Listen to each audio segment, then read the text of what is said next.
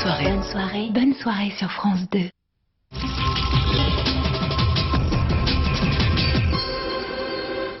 Intoxication alimentaire dans le sud-ouest. 14 personnes, dont 13 enfants hospitalisés. Ils auraient tous consommé des steaks hachés surgelés, distribués sous la marque Chantegrill dans les magasins Leclerc.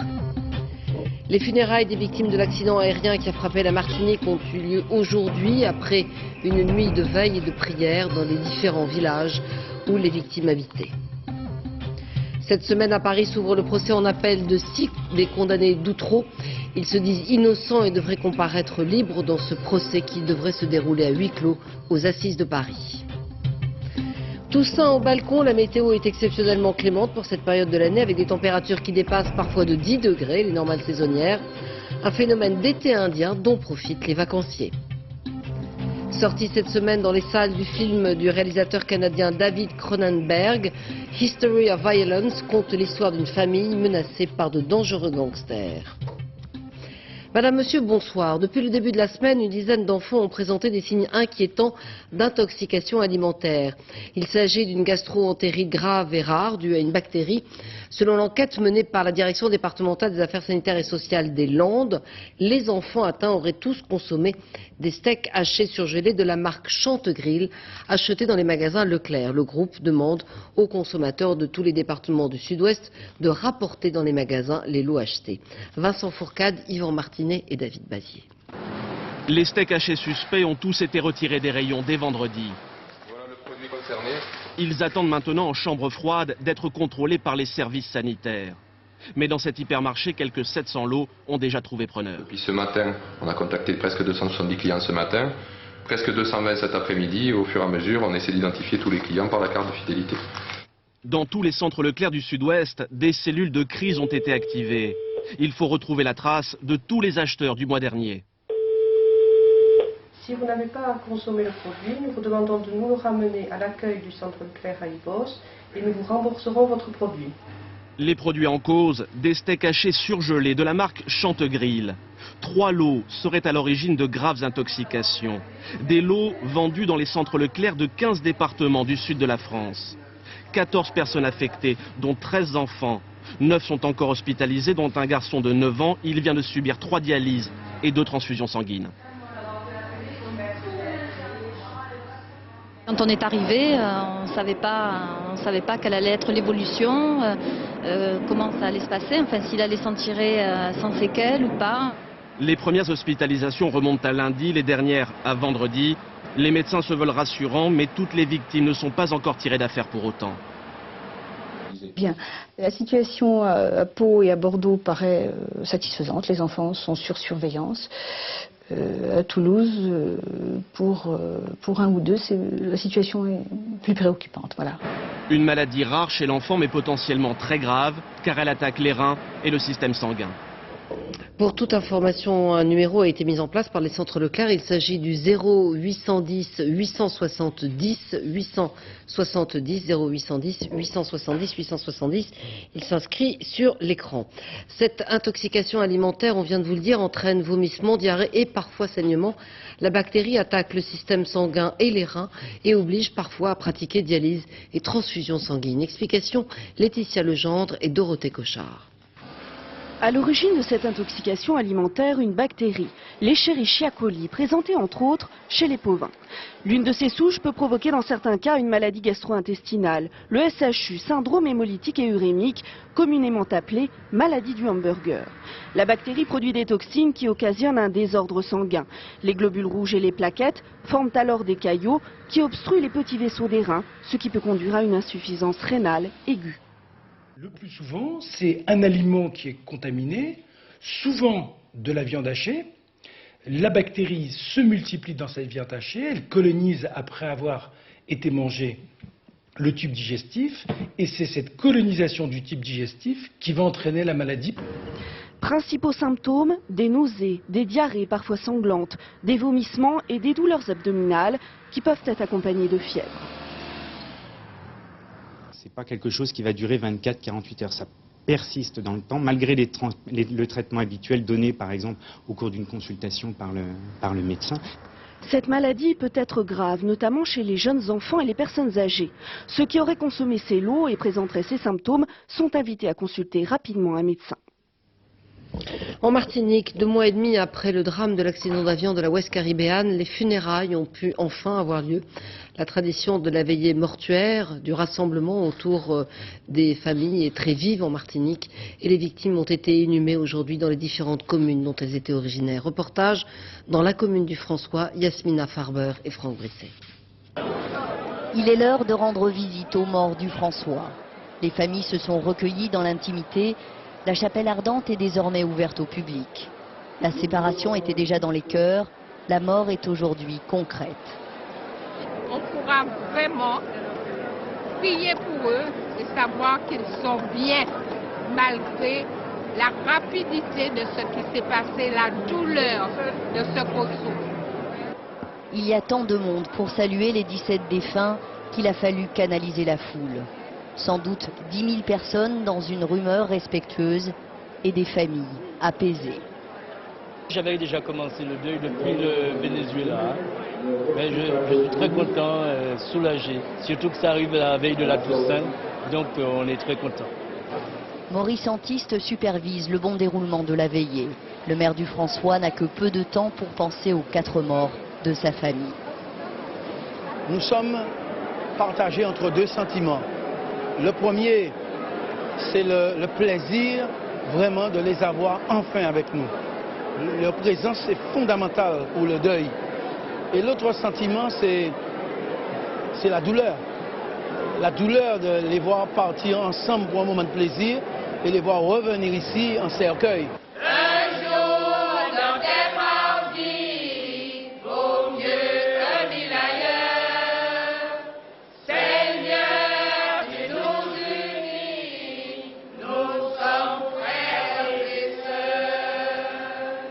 Même si ces dernières 24 heures ont été très douloureuses, les parents des victimes se sentent un peu soulagés car leurs proches reposent enfin en paix dans leur île. En France, à Clichy-sous-Bois, la nuit a été relativement calme. Il y a eu quelques affrontements et des véhicules incendiés, mais rien à voir avec les émeutes des 2 nuits précédentes. Cette flambée de violence amène tout de même à s'interroger sur les tensions qui peuvent exister dans les banlieues et les difficultés d'intégration. Enquête d'Amaury Guibert et Lionel Langlade. Il y a bien eu des incendies de véhicules, 20 au total, mais la nuit a été beaucoup plus calme à Clichy-sous-Bois. Pas de guérilla urbaine comme la veille. 2 jours d'émeutes, une explosion de violence rarement vue selon les policiers. Est-ce que c'est un jeu pour eux? Est-ce que c'est un rejet de la société? On veut porter atteinte au système de fonctionnement de l'État? Enfin, toujours est-il que c'est inacceptable. Il faut absolument que les gens se ressaisissent, qu'il y ait un système de respect qui se mette en place et qu'on stoppe ces actes qui pourraient entraîner des phénomènes dramatiques. Des violences urbaines qui étaient le thème de la visite de Nicolas Sarkozy, mardi à Argenteuil. Projectiles, insultes, l'accueil fut mouvementé, le discours du ministre pour le moins tranché. Vous avez assez de cette bande de racailles. On va vous en débarrasser. Une méthode que tous ne partagent pas, y compris au gouvernement.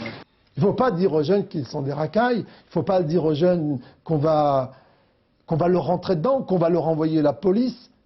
Il faut y aller avec une volonté d'apaiser. Référence à ce que Nicolas Sarkozy a pu dire à Argenteuil cette semaine? Des mots que j'ai entendus, je ne sais pas qui les a prononcés. Dialogue ou manière forte, le chemin risque d'être long avant que la situation ne s'apaise, comme le reconnaît le maire de Clichy-sous-Bois. Il va falloir que la société française, avec un petit peu moins d'hypocrisie, se penche sur le règlement de ces zones de grandes difficultés sociales, économiques et culturelles, de façon à ce que la poudrière n'existe pas. Mais pour le moment, à Clichy-sous-Bois, on gère plutôt l'urgence. Le maire a réuni les grands frères du quartier pour éviter de nouveaux incidents cette nuit. Et parmi les 22 jeunes arrêtés au cours des échauffourées des jours précédents, 11 ont été déférés ce soir au parquet et devraient être mis en examen. Et puis à Épinay, après la mort d'un promeneur lynché par un groupe alors qu'il photographiait du mobilier urbain, 2 hommes ont été mis en examen, un 3e est toujours recherché par les enquêteurs de la brigade criminelle. C'est un peu le procès du procès qui débute jeudi à Paris. 6 des condamnés d'Outreau seront jugés en appel devant la cour d'assises. Ils réclament un acquittement et espèrent que l'audience n'aura pas lieu à huis clos afin que cette catastrophe judiciaire que fut le procès d'Outreau puisse être réexaminée au grand jour. Dominique Verdeillan. Un dossier d'instruction ou un inventaire à l'après-vert. 17 accusés, parmi eux des notables, dit-on. Un huissier de justice. Qu'est-ce que vous dites par rapport aux accusations qu'on porte contre vous? Qu'elles sont bonnes. Et même une boulangère.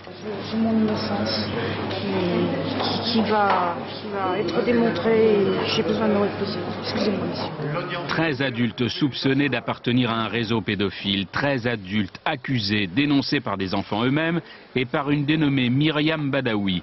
15 jours après le début du procès, tout bascule. L'accusatrice est en fait une menteuse. Elle a tout inventé. Bien sûr que ça me soulage, mais depuis le temps qu'on le disait, qu'on n'avait rien fait. C'est fini. Accusé à tort, incarcéré à tort. À Saint-Omer, c'est la justice qui est en procès. Un juge, des experts sont montrés du doigt. Les 13 accusés d'Outreau apparaissent comme les victimes d'une justice incontrôlable, coupables d'avoir fabriqué des vies brisées. J'osais même pas aller dans les magasins parce que je me disais c'est écrit sur ma tête. Nous, on a été mis en détention par un juge qui pensait que les enfants étaient crédibles à cause des experts. Si on avait dû renvoyer devant cette cour d'assises tous ceux qui ont été accusés par les enfants, il y aurait plus d'une 60aine d'accusés. Catastrophe, cataclysme, séisme, le procès Outreau éclabousse la justice et le chef de l'État lui-même déclare qu'elle doit payer ses erreurs. Que des gens aient été incarcérés pendant un grand nombre de mois pour être finalement reconnus non coupables, c'est inadmissible. Indemniser, mais aussi faire un examen de conscience. Autrement dit, comment éviter la récidive? Il faut que l'opinion publique comprenne que la magistrature n'a pas pris à la légère les leçons d'Outreau. Et qu'on ne l'a pas pris comme je ne sais quel risque du métier à classer aux pertes et profits de la quotidienneté, des instructions judiciaires et de la détention provisoire. Ce n'est pas seulement la faute d'une machine, ce serait très pratique de se dire, eh bien c'est la faute à la structure, etc. Non, c'est la faute à un certain nombre d'enchaînements, d'habitudes, de pratiques professionnelles. Il y a ceux qui sourient et ceux qui grimacent. 7 acquittements, 10 condamnations, un verdict de confusion pour la défense. Les peines s'échelonnent de 20 ans à 18 mois. C'est un verdict en demi-teinte qui a été rendu par la cour d'assises de Saint-Omer, peut-être parce qu'on n'a pas voulu aller au bout des choses et considérer que dès lors que l'on s'était trompé, pour la plupart d'entre eux, on s'était sans doute trompé pour tous. Dans les salons de la chancellerie, une réhabilitation nationale pour les 7 innocents d'Outreau.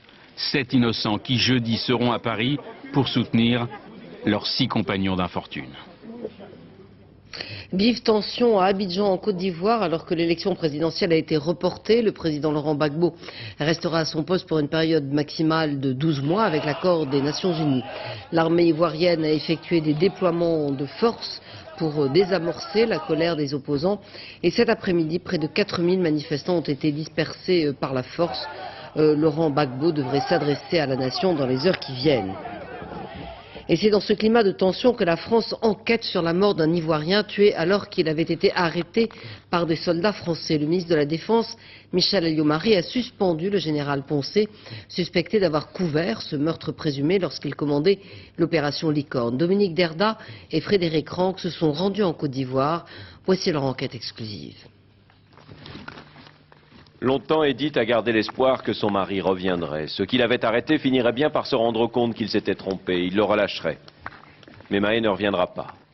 Il est mort étouffé sous un sac en plastique serré autour de sa gorge par des militaires français.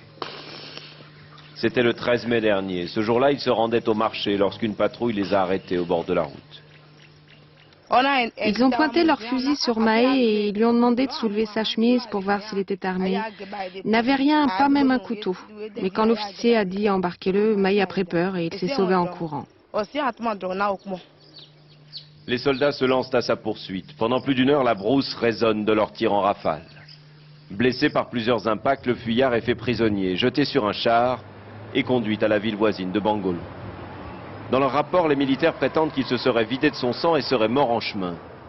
On apprendra plus tard que ce sont eux qui, de leurs mains, ont mis fin à ses jours après qu'il soit arrivé au campement. Les chasseurs alpins présents à l'époque ont depuis été remplacés par des hommes de la Légion étrangère. Mais dans la petite ville, personne, et surtout pas le chef de la police municipale, n'a oublié le capitaine et l'adjudant-chef qui commandaient alors le détachement français. eux-mêmes ici, ils prônaient, comment dirais-je, le droit de l'homme. Quand même nous-mêmes on interpelle les gens ici, les petits voyous là, ils viennent tous nous dire ne touchez pas à leurs cheveux, ne touchez pas à leurs ongles parce que c'est des hommes, nous sommes là pour faire la paix, nous sommes là pour faire la guerre. Les militaires accusent Mahé d'être un coupeur de route, un détrousseur de voyageurs, un violeur, un meurtrier. Ils sont nombreux dans la région.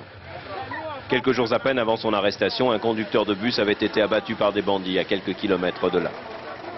On sait qui c'était, ces coupeurs de route? Nous, on ne peut pas dire qui c'est. On sait que si on suppose, ce sont les petits qui ont été à la rébellion. Et après ça, ils n'ont plus rien à manger. Ils étaient obligés de faire ça puisqu'ils avaient des calaches sur eux. Ils avaient des calaches. De Kalachnikov, de fusils mitrailleurs, Mahé n'en avait point. Du moins, on n'en a jamais retrouvé. À Abidjan, il a travaillé comme plombier, comme électricien. Et puis l'an dernier, il est revenu au village et s'est mis à cultiver la terre pour nourrir sa famille. Non. Non, ça n'a jamais été un mauvais garçon. Jamais. Je l'ai élevé depuis l'âge de 6 ans, à la mort de ses parents. Il a toujours été gentil. Ce n'était pas un bagarreur. Le plus étonnant dans cette affaire est qu'aucune des personnes que nous avons rencontrées n'ait reçu la visite du moindre enquêteur, civil ou militaire. Comme si la mort d'un Ivoirien, qu'il soit un bandit de grand chemin ou un simple paysan, finalement comptait moins que la suspension très médiatisée d'un général français. Quant à la famille de Mahé, elle attend toujours de savoir comment et surtout pourquoi il a été tué. J'ajoute que parallèlement aux suspensions et à l'enquête de commandement en cours, le procureur du tribunal des armées de Paris a ouvert une information judiciaire contre X pour homicide volontaire dans cette affaire. Le rapport d'enquête sera remis probablement la semaine prochaine et selon le ministère de la Défense, l'enquête pourrait être déclassifiée et transmise au parquet dans un souci de transparence. Silvio Berlusconi aurait à plusieurs reprises déconseillé à George Bush de mener la guerre en Irak en 2003. C'est ce qu'il a affirmé dans un entretien télévisé, une déclaration qui intervient à la veille de son voyage à Washington. Gérard Grisbeck. L'Italie change de politique sur l'Irak. Silvio Berlusconi l'a annoncé lors d'une interview qui sera diffusée demain matin sur la 7e chaîne de télévision. Moi, je n'ai jamais pensé que la guerre était la meilleure façon de rendre démocratique un pays et de le faire sortir d'une dictature, même sanguinaire. Et même, j'ai essayé à plusieurs reprises de convaincre le président américain de ne pas faire la guerre. Ces révélations permettent un virage à 180 degrés de la politique italienne, alors que demain Silvio Berlusconi sera à Washington pour rencontrer George Bush. Certes, l'Italie ne s'est engagée en Irak qu'après la chute de Saddam Hussein. Elle n'a pas participé à la conquête du pays. Mais ces dernières années, Silvio Berlusconi s'est montré un des plus fidèles alliés de George Bush. Il a poursuivi cette politique malgré une opinion publique majoritairement hostile et des drames comme l'attentat de Nasiriyah il y a 2 ans ou les enlèvements et les assassinats d'Italiens en Irak. Déjà, Silvio Berlusconi avait amorcé le virage en mars dernier en annonçant le retrait progressif d'Irak du contingent italien. Aujourd'hui, il va plus loin. Il dit que l'on aurait dû éviter une action militaire. Les élections italiennes auront lieu dans 6 mois et Silvio Berlusconi, qui est en baisse dans les sondages, sait que sa politique irakienne est impopulaire. Alors, il a décidé d'opérer un tournant.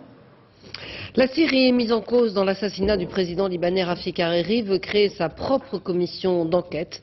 Damas espère ainsi échapper aux sanctions internationales. Reportage sur place, Samassoula et Nadine Picard. Partout, l'ombre du père accompagne le fils. Après 35 ans d'un règne sans partage, la dynastie Assad tremble. Demain à l'ONU, c'est le sort du frère et du beau-frère du président qui se joue. L'ONU attend de la Syrie qu'elle laisse auditionner ses dignitaires à l'étranger. Menacée de sanctions, pressée par ses alliés arabes, la Syrie jure de coopérer. Elle vient de créer son propre comité d'enquête.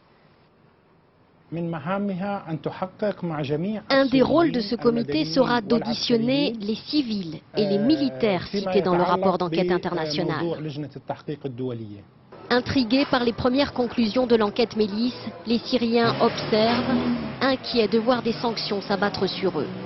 On veut connaître les responsables, mais le peuple syrien ne doit pas payer pour les fautes de quelques-uns. Nous n'avons rien fait, pourquoi on subirait des sanctions? Dieu sait qu'on n'y est pour rien. Dans les rues de Damas, des petits groupes de jeunes demandent à l'ONU de ne pas politiser l'enquête. De l'avis de nombreux observateurs, jamais le régime Assad n'a traversé une telle crise Et pour beaucoup, il doit laisser ses dignitaires se faire interroger à l'extérieur. S'il ne les laisse pas auditionner, il y aura des sanctions contre la Syrie. La Syrie sera isolée et vous aurez 18 millions de Syriens qui demanderont « Pourquoi devons-nous souffrir à cause de 4 personnes ?» Le régime syrien est aujourd'hui acculé à coopérer avec l'ONU. Mais une question se pose, le régime de Damas peut-il se permettre de lâcher ses hauts dignitaires sans risquer d'ébranler les fondements de son système ? La politique agricole commune européenne mise à mal dans les négociations du commerce international, c'est ce qu'estime la France. Le commissaire européen, le Britannique Peter Mandelson, maintient son projet de réduire de 70% toutes les subventions internes et supprimer tout simplement les aides à l'exportation. Martin Gouez. Hong Kong. Ici, au mois de décembre, 149 pays vont négocier pour tenter de réguler la mondialisation. C'est le petit jeu du donnant-donnant de l'Organisation mondiale du commerce. Chaque pays doit donc faire des compromis, notamment sur l'agriculture pour les Américains et les Européens. Mais le directeur général de l'OMC, le Français Pascal Lamy, est ce soir optimiste. Les Européens et les Américains sont en train de bouger sur les questions agricoles. Bonne nouvelle, ça fait longtemps que ça n'était pas arrivé. Et c'est en quelque sorte ce qui permet de débloquer le reste de la négociation. C'est Peter Mandelson, le commissaire au commerce, qui parlera au nom des 25 pays de l'Union européenne. Sa dernière proposition, baisser les droits de douane de 46% en moyenne pour les produits agricoles. La France demande à voir comment se répartissent ces réductions et surtout si elles affectent la politique agricole commune. En 2003, la réforme de la PAC était présentée comme un des efforts européens pour ces négociations à l'OMC. Jeudi dernier, Jacques Chirac a donc réaffirmé la position française et menacé de mettre son veto. Il a indiqué que la France se tiendrait strictement à sa position, celle du 19 octobre, c'est-à-dire le respect intégral de la politique agricole commune, sinon elle ne s'associerait pas à l'unanimité. Si l'agriculture est le point d'achoppement, c'est qu'elle représente 40% du budget de l'Union européenne pour seulement 4% de sa population active. Conséquence, les agriculteurs menacent d'aller manifester à Bruxelles pour faire pression sur les négociateurs. À Nice, les producteurs régionaux de chrysanthèmes se réunissent au moment de la Toussaint, et ce depuis 40 ans, sur les marchés. Mais cette année, les fleuristes patentés commencent à parler de concurrence déloyale. La mairie a tenté d'interdire ces ventes directes sur les marchés. Maud Dinove et Frédéric Cérulli. Une belle jaune ? Je voudrais plutôt des petites fleurs. Ah, une pomponnette. En ce dimanche de Toussaint, chrysanthèmes, pomponnettes, cyclamènes, fleurbon la tradition. Et depuis 42 ans, sur ce marché niçois, les producteurs font de la vente directe aux consommateurs. Mais cette année, révolution dans les quartiers. Les fleuristes ont voulu supprimer cette concurrence bien implantée face aux cimetières, en vain. Pour avoir des cyclamènes comme ça représente quand même plus de 6 mois de travail. Donc pareil pour les chrysanthèmes. Donc on se demande un peu ce qu'on allait faire, puis bon, on s'est tous serré les coudes et avec un peu de forcing, on est passé. Mobilisation par pétition de la clientèle, mais aussi grosse colère de la Fédération agricole. Les Fossas sont producteurs de père en fils, ils font la moitié de leur chiffre d'affaires au marché, car la vente des chrysanthèmes ne dure que 15 jours dans l'année, c'était maintenant ou jamais. Mais la vraie difficulté, en fait, c'est d'arriver à terme, donc la floraison pour la Toussaint, puisqu'en fait on est tributaire du temps. Donc il ne faut pas qu'il y ait, qu'on tombe au moment d'intempéries, c'est-à-dire qu'il y a de grosses pluies, sinon les fleurs vont se détériorer assez rapidement. Mais pour Nicole, fleuriste à 200 mètres du marché, la concurrence est déloyale. Elle a déjà perdu 15% de son chiffre d'affaires. Il y a une fête, ils sont là, c'est la même chose pour le muguet, on rencontre les problèmes énormes avec le muguet, avec des vendeurs à la sauvette. Alors on se dit peut-être pour la Saint-Valentin, ça va être des stands de roses rouges, pour Noël, je sais pas, des sapins. Ajoutez à cela la concurrence des grandes surfaces. Aujourd'hui, Nicole, comme de nombreux fleuristes en France, ne veut plus faire les frais des traditions qui lui coûtent cher. Avec des températures qui dépassent parfois de 10 degrés les normales saisonnières, les plages des côtes atlantiques et méditerranéennes ont retrouvé des allures estivales. Yannick Aroussi et Christophe Larocca sont allés à Saint-Cyr-sur-Mer dans le Var, où les baigneurs ont bien profité de cette douceur inespérée. Une eau limpide, une température clémente et toute la place qu'il faut sur la plage, de quoi profiter pleinement de la mer. La saison s'étire en longueur, on est bien loin du Mistral du mois de juillet et de l'eau à 16 degrés. Vous arrivez à voir ? C'est très très bien même. Très agréable. Enfin, tout au moins pour moi. Ouais. Je suis parisienne et donc venir me baigner en pleine mer comme ça avec une eau à 20 degrés, ouais, c'est exceptionnel. Les habitants du coin en profitent aussi, même si pour eux la météo n'a rien d'exceptionnel. L'année dernière on s'était baigné aussi à la Toussaint. Ouais. On se baigne jusqu'en fin novembre pour les plus courageux. Finalement, les plus chanceux, ce sont les touristes qui avaient prévu de venir ici pour ce long week-end de la Toussaint. On arrive de la Drôme, c'est vrai qu'on pensait qu'il ferait beau, mais peut-être pas au point de se baigner encore fin octobre. Oui, si vous voulez, mais là j'ai pas le temps. Je suis désolé. Les terrasses sont bondées et les places sont chères sous les parasols. On est mariés avec le temps. Au bord de mer, c'est ça, hein? Ouais. Et aujourd'hui, ça fait un long week-end et il fait beau. C'est nickel. Vous êtes une mariée heureuse alors. Ah voilà, c'est ça. Le bonheur conjugal va bientôt s'assombrir. Météo France prévoit l'arrivée de nuages dans les prochaines heures et il pourrait pleuvoir dès mardi. Et puis avec l'automne, c'est aussi la saison de la récolte des châtaignes, récolte qui touche à sa fin en Ardèche, le plus gros département producteur. Et les compotes et les purées de châtaignes, on le vend en poupe. Stéphanie Labrousse et Thierry Simonet. C'est une terre qui produit 65 variétés de châtaignes. Les combales ou les merles affichent leurs rondeurs automnales sur les étals. La châtaigne, une vraie fierté ardéchoise. Pendant la guerre, on en mangeait beaucoup parce qu'on n'avait pas de pain hein, et les restrictions. Alors, ça nous est resté quand même de manger des châtaignes. Moi, je les aime surtout pelées, cuites à l'eau et je les mets dans la soupe de rave. Avec 5500 tonnes de châtaignes par an, l'Ardèche est de loin le premier département producteur de l'Hexagone. Sur cette exploitation, le savoir-faire est familial. À 900 mètres d'altitude, ces terres abritent 4000 châtaigniers. C'est des arbres qui voient passer des générations de producteurs, puisque les plus vieux là, ont entre 250 ans et même 300 ans. Oui. Les plus grosses de ces châtaignes partent sur les marchés de frais. Mais face à la concurrence grandissante de pays méditerranéens, il a fallu s'adapter. L'essentiel de la récolte est aujourd'hui transformé chez l'exploitant. Purée, farine, compote ou crème, c'est un peu le champ des possibles. Toutes les recettes sont envisageables, comme ce velouté potiron châtaigne. Traditionnellement, on a pris les recettes qu'on faisait autrefois. Et puis sinon, en faisant les marchés, on essaye quelques nouvelles recettes. On voit comme le client, comment le client aperçoit, si elle plaît, si elle ne plaît pas. Et si elle plaît, on continue à la transformer. Et pour allécher le consommateur, rien de tel que des goûters à la ferme. Au menu, crêpes à la farine de châtaigne. C'est une farine quand même qui est bien plus chère qu'une autre farine. Donc si on ne la goûte pas, les gens ne la découvrent pas. De quoi remettre au goût du jour une production ancestrale, comme une petite brise de renouveau sur ces terroirs. Et pendant ce mois de novembre, la planète Mars sera exceptionnellement visible car elle se trouve à une distance relativement proche de la Terre, 69 millions de kilomètres tout de même. Mais profitez-en car la planète rouge ne repassera aussi près qu'en 2018. Nicolas Châteauneuf. Depuis quelque temps, la rumeur courait parmi les astronomes. Le mois de novembre serait en fait celui de Mars, du moins dans leur télescope. Tu vois, alors ça c'est le 29, ouais. C'est exactement la photo. Voilà, c'est ça, le 29. Avec un peu de chance, voici ce que vous pourrez voir dans les lunettes ou même à travers des jumelles. Une planète rouge plus brillante que jamais, offrant même au regard des terriens les contrastes saisissants de ses reliefs tourmentés. Un spectacle rare qui survient lorsque les courses de la Terre et de Mars se rejoignent. Tout le mois de novembre, les deux planètes seront à 69 millions de kilomètres l'une de l'autre. C'est seulement 180 fois la distance entre la Terre et la Lune. Alors certes, il y aura peu d'espoir de distinguer les détails incroyables du canyon de Valles Marineris, photographié par la sonde Mars Express. Mais avec un peu de chance, vous pourrez peut-être distinguer la silhouette des paysages martiens, ou encore le cratère d'Olympus Mons, le plus grand volcan du système solaire, haut de 27 km. Et pourquoi pas les glaces des pôles, ou ce qu'il en reste, comme sur cette photographie d'un cratère des régions boréales. Car il faut le savoir, actuellement à la surface de Mars, où se trouvent deux petits robots, c'est l'été. Pas l'été indien, mais l'été martien.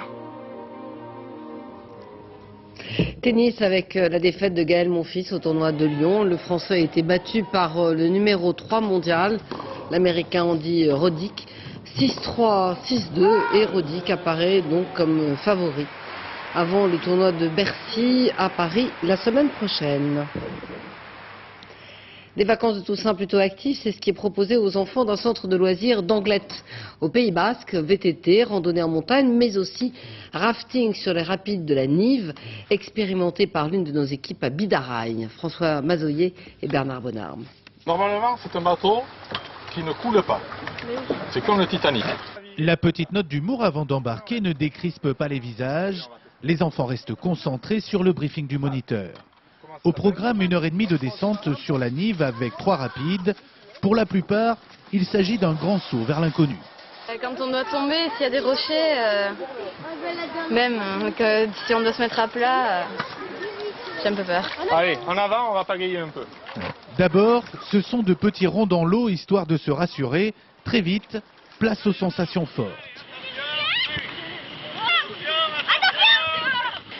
L'eau est à 17 degrés, alors bien sûr, quand le bateau se retourne, cela provoque quelques frissons sous les combinaisons. C'est bien, sauf quand on est mouillé, parce que l'eau elle est froide. Elle est très froide? Un petit peu beaucoup. Couleur d'automne et ciel bleu azur, quand les rapides se calment, ces apprentis rafteurs ont tout de même le temps d'apprécier les paysages de la vallée de la Nive. À cette époque de l'année, le débit n'excède pas les 5 mètres cubes par seconde et se prête parfaitement à ces parcours initiatiques. Ça veut dire qu'on a un niveau d'eau régulier, un débit naturel tout au long de l'année. On n'est pas dépendant de la saison des neiges ou des barrages qui ouvrent et qui ferment. Donc on va dire que c'est une rivière d'initiation sportive. Un tel choc émotionnel, ces enfants ne sont pas prêts de l'oublier. Après ça, rentrer à l'école ne sera pas facile. On pourra moins rigoler en classe, parce que sinon on aura des punitions et là on n'en a pas. Crier sa joie d'être en vacances, c'est encore possible pendant quelques jours, d'autant que cette année, la Toussaint a un parfum d'été. C'est une chanteuse brésilienne qui vit en France depuis 30 ans. Tania Maria ne limite pas son répertoire à la bossa. Elle est en tournée en France et Olivier Lenouza et Régis Maté l'ont rencontrée.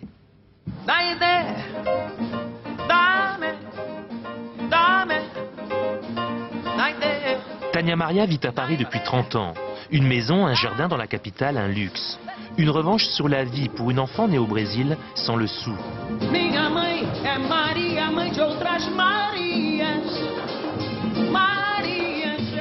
Le père de Tania Maria était ouvrier. Un jour, il se sacrifie, offre à la petite dernière de la famille un piano. Tania Maria a alors 7 ans et le monde s'ouvre à elle. En jouant du piano, j'étais invitée à aller dans des fêtes de gens riches, donc je pouvais rentrer dans des beaux clubs, je pouvais aussi jouer dans des endroits où l'autre genre, mes copines ne pouvaient même pas imaginer. Dans les coulisses, c'est où jeune chanteuse brésilienne se prosterne devant Tania Maria. L'hommage rendu à une artiste devenue une référence.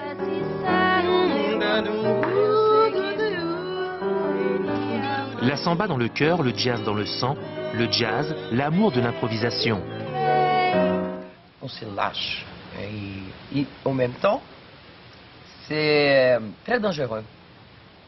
J'aime bien les challenges, j'aime bien être dans un fil, sans savoir si j'irai jusqu'à la fin et je peux tomber, mais ça c'est très excitant. Bésame mucho. Como se fuera esta noche la última vez.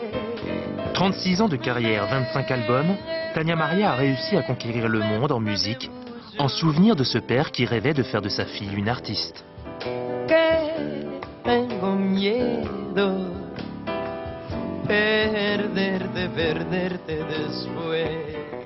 Cinéma avec la sortie mercredi de History of Violence du Canadien David Cronenberg.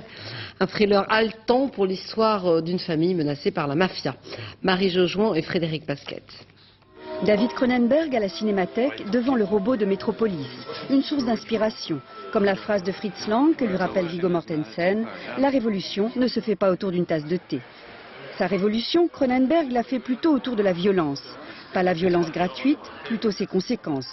Comme c'est le cas dans History of Violence, projeté en avant-première au nouveau temple du cinéma. Il amène le spectateur à une réflexion sur la violence, on rentre dans un labyrinthe. On n'a que très peu d'argent liquide ici. Une histoire de violence ordinaire que va subir une paisible famille américaine après que le père ait abattu 2 gangsters pour défendre son restaurant. La violence à l'écran pour montrer la façon dont elle influe sur les vies. L'affrontement le plus basique, c'est l'affrontement physique. C'est ce qu'il y a de plus cinématographique aussi. C'est très facile de le reproduire à l'écran. Et pour moi, c'est une démarche naturelle. Charlie? Ouais. Regarde ce qu'on a trouvé. Viens là. Maman! L'intensité reste, mais il semble qu'à 62 ans, le réalisateur canadien soit un peu plus mesuré. Il est encore comme un étudiant en cinéma. Il est prêt à entourlouper tout le monde pour avoir plus de crédit pour son film. Son enthousiasme est plutôt contagieux. Résultat, un film plus proche du thriller, presque grand public. Oui, vraiment, c'est le film le plus cher que j'ai jamais réalisé. Il faut que les gens aillent le voir. Oui, allez le voir. Oui, s'il vous plaît, allez le voir. Outre son talent, David Cronenberg aurait-il aussi de l'humour? Fin de ce journal, tout de suite la météo, Patrice Drevet, 20h50 urgence, minuit 10, Laurence Piquet. Demain 6h30 télématin, dans les cas de vérité, c'est Roland Sicard qui recevra Maurice Leroy, député IDF. 13h, Olivier Galzi, 20h, David Pujadas. Très bonne soirée sur France 2. Votre soirée.